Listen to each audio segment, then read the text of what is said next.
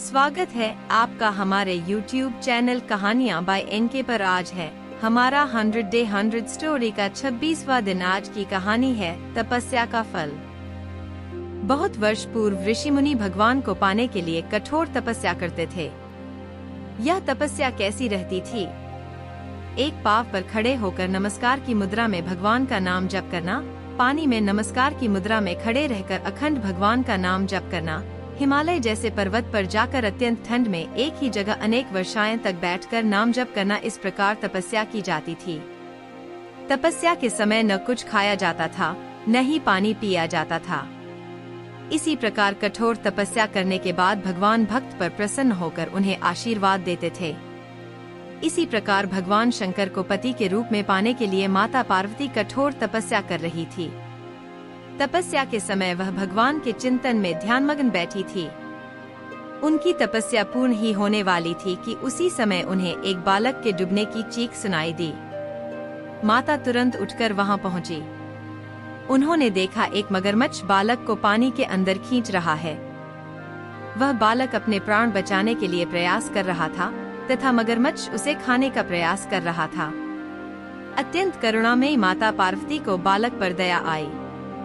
माता ने मगरमच्छ से निवेदन करते हुआ कहा, बालक को छोड़ दो, इसे आहार न बनाओ। उस पर मगरमच्छ बोला, माता यह मेरा आहार है। मुझे हर छठे दिन भूख मिटाने के लिए जो पहले मिलता है वह मेरा आहार होता है।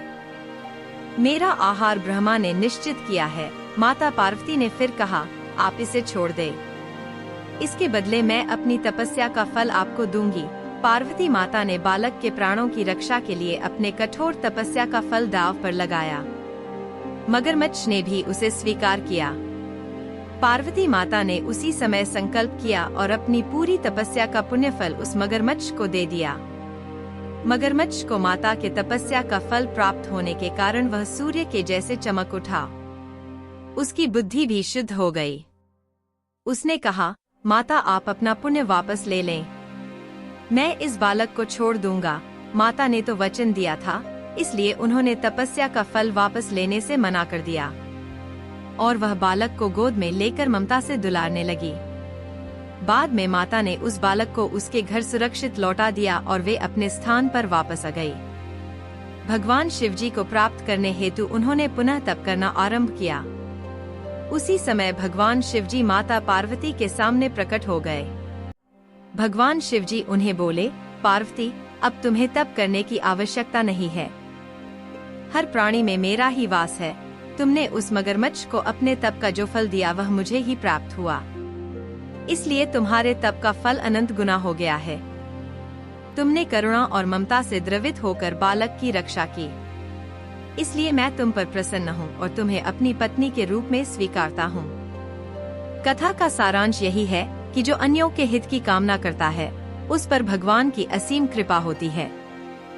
जो जीव असहायों की सहायता करता है, जो दयालु और करुणाकारी होता है, भगवान उसे स्वीकार करते हैं।